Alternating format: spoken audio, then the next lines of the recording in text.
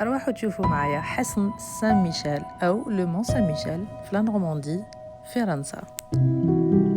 هنا تقدروا تقولوا كلي راك في فيلم خيالي ولا في الجيم اوف ثرون. الوغ تحبوا تروحوا ابيي، تحبوا تروحوا في البوس 20 مينوت ابيي، 35 مينوت تحبوا فوتين. اي فوالا هاد البوس كيما راكم تشوفوا فيه مجاني 0 اورو، يعني تحبوا تروحوا ابي كيما راكم تشوفوا الناس هنايا، ولا تحبوا تدوا البوس بوغ فيغ فيت. انا هنايا كنت شويه مزروبه، رحت روطار دونك كان لازم ندي البوس باش نلحق بكري قبل ما يغلقوا.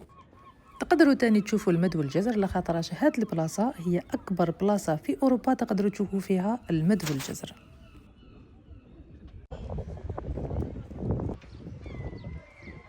القلعة هذه عندها أكثر من 1000 عام ويعيشوا فيها حاليا 30 بنادم برك، يعني في الصباح تلقاو فيها الناس وفي الليل فارغة. وهاد البلاصة في الصيف فيها غاشي كبير، يعني من المستحسن تروحوا أور سيزون كيما الربيع الخريف ولا في الشتاء. الزنايق تاعها ضيقين كيما راكم تشوفوا، يعني يشوفي تتعمر شويه بك بالناس وتولي المشيه فيها صعيبه، مي بصح فيها كلش، تحبوا تاكلوا تشربوا تستقهواو وكاين كلش على الانتيريور. هذه كانت مقبره، من بعد ولات حبس، من بعد ولات مكان سياحي بامتياز وفي التوب 10 نتاع اوروبا.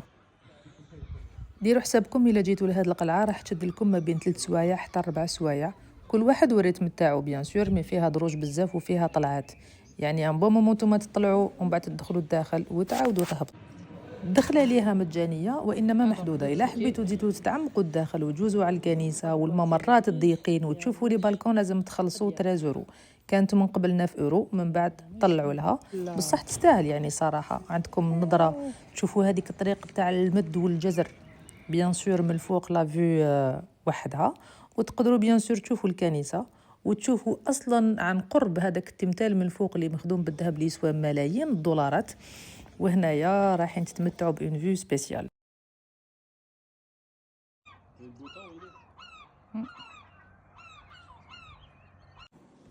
الكنيسه هذه يقولوا عندها واحد 3 سنين ولا 4 سنين ملي تحرقت، انفا ماشي كامل، اون بوتيت بارتي، وعاودوا رمموها. انا ما عجبتنيش بزاف، بصح عجبني هاد لو بالكون.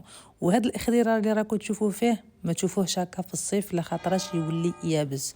وعندكم هاد لو بالكون تاني لا فيو منه قوه، ويقدر كاش واحد يكون معاكم يروح يصوركم كيما درت انايا. كي تخرجوا من هذا البالكون راح نجوزوا على ممرات ومعابد بزاف الداخل، ممرات ضيقين ومعابد مظلمه وين كانوا يديروا الصلوات تاعهم. من بعد تخرجوا لهذه البلاصه وين دايرين لكم فيها الارتيزانا وين تقدروا تشرو دي سوفونير. هذه كنيسه واحده اخرى تاني. من بعد تعاودوا تخرجوا للكارتي اللي دخلتوا منه. كيما شفتوا كي دخلت كان الماء هابط وكي خرجت لقيت الماء طالع مانيفيك. وتقدروا تجربوا تاني صورتي تاع الرمال المتحركه مي افيك ان جيد. قولوا لي واش رايكم، بلاصه تستاهل تروحوا لها ولا لا؟ انا ينقول بلي تستاهل، وما خطره في الحياه.